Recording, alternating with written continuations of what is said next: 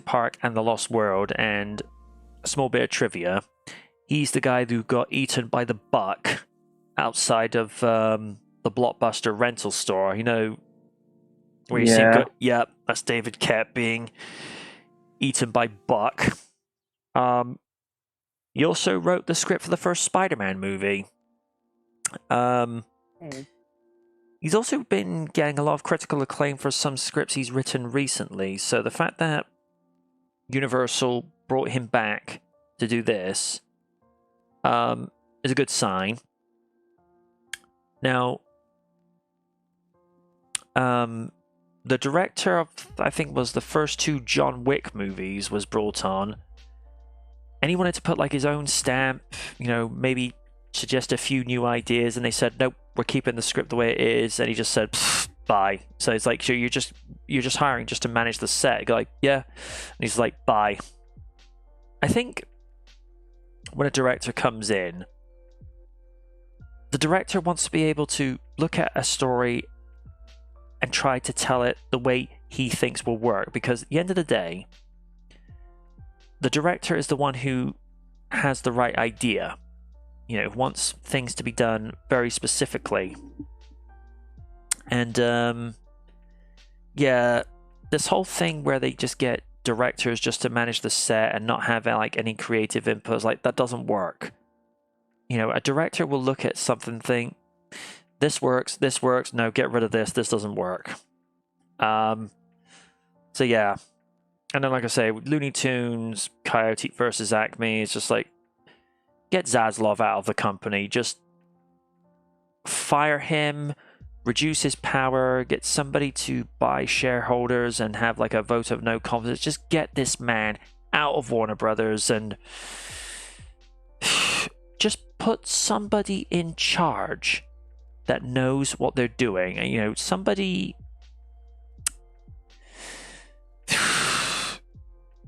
basically somebody who was good during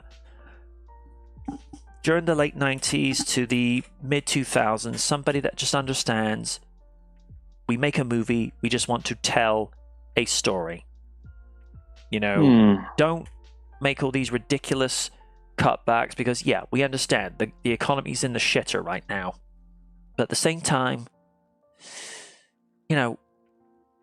make sensible cutbacks. Like, all right, Raiden's in a sneaker store. He's coming in just to buy something nice. He sees one pair that's like up for sale, really likes them. Bright, glossy, metallic red with a nice black trim around the base. Looks at the pair of sneaks, $300. Oh, hell no. Looks at a pair of sneakers very similar to them on the shelf up. Same quality of make, maybe slightly variation of the colors, but they're $90. And he's like, yeah, I'm gonna take these. It's sensible, smart shopping. If you can find a product that's the same quality and the same robustness, but it's a fraction of the price, and it'll last just as long, if not longer, well, that's a no-brainer. I've gone on a tangent long enough. So, Stephen, I heard your growl. Go nuts. Zaslav. Excuse me a moment. I just need to edit the settings because I've got a lot to say and I don't want the audio to cut out on me. Go ahead. Hang on. First off, where do I even begin with Warner Brothers? Because how many projects is it now that have been written off now as tax write-offs? At this point, I've lost count. I mean, it's a name at this point. And he hasn't even seen the movie once. Now, hold that thought. Let's go back to last year. What major films were there that Warner Brothers put out into the cinemas? Flash, Blue Beetle, Aquaman 2. None of them made an actual profit. Nope.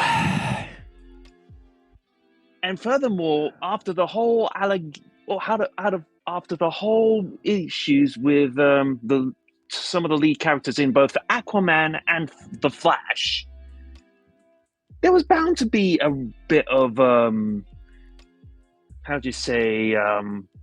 comeback from that.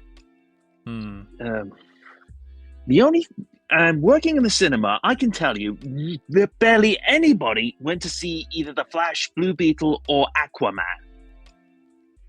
That is a clear telltale sign. Whether it be from word of mouth, reviews, or just anything in general. And apparently Zaslav saw The Flash 3 times. Not once, not twice, but thrice. And he still put that in the cinemas.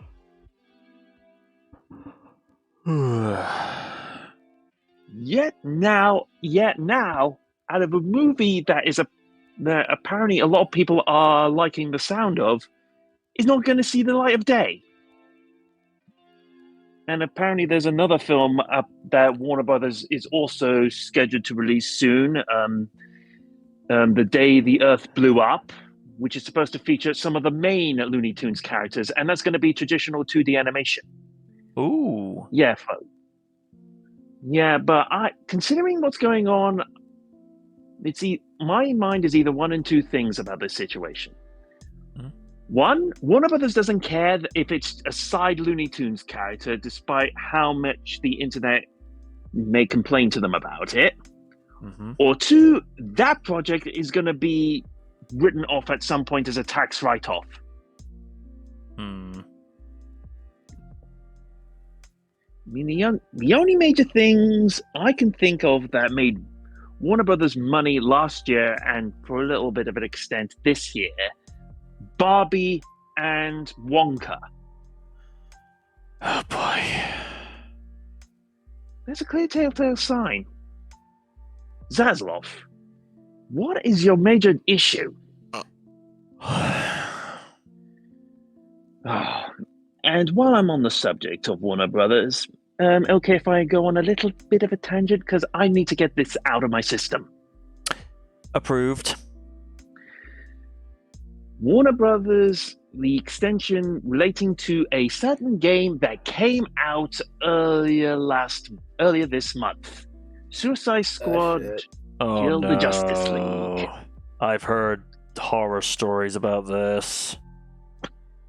Rocksteady, Let 'em cook. how far have you fallen? Oh god. Honestly. I've heard a lot of things involved in the game. The clear activist storytelling. I've seen many of the cutscenes. The characters that players play as are not even likable. They disrespect the core Justice League in some of the most pathetic ways possible. And the chief among them is the treatment of Kevin Conroy's Batman, which we all know from the Arkham games. What makes it even more tragic is that this is connected to the Arkhamverse. So pretty much everything that was built up before that in the games from 2009 to 2015 is moot. Yep. And I think Warner Brothers and Rocksteady and all the people involved are getting flack for it, and justly so. Yep. And chief among them is Sweet Baby Inc. Oh boy. Sweet Baby Inc.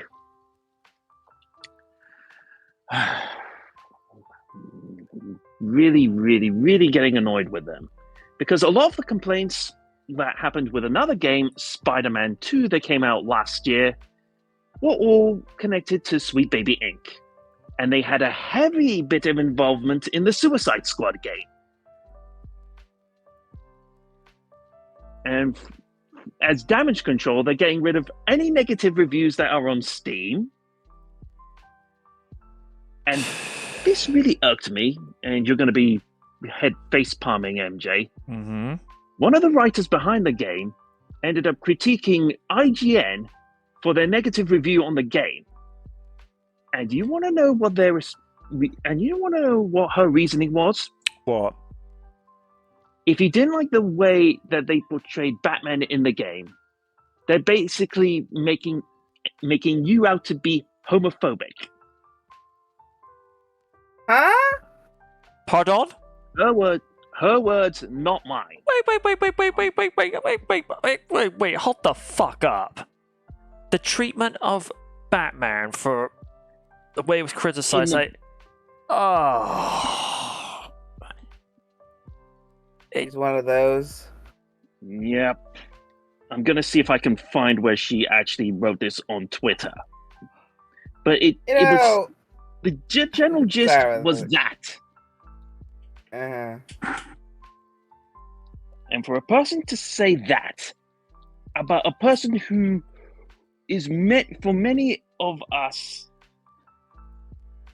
one of the most key defining aspects of what made Batman Batman.